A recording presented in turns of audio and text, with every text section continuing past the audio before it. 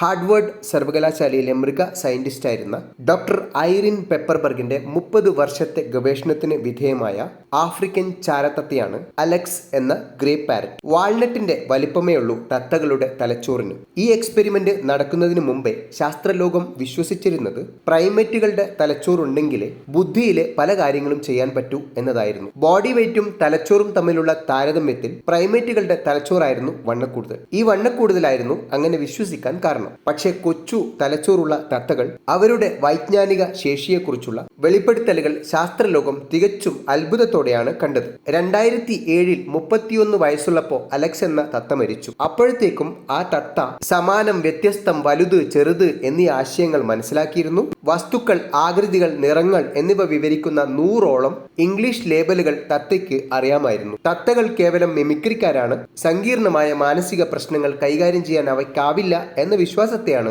Alex എന്ന തത്ത തകർത്തു കളഞ്ഞത്. ഏവിയൻ ലേണിംഗ് എക്സ്പെരിമെന്റ് എന്നതിന്റെ ചുരുക്കപ്പേരാണ് അലക്സ്.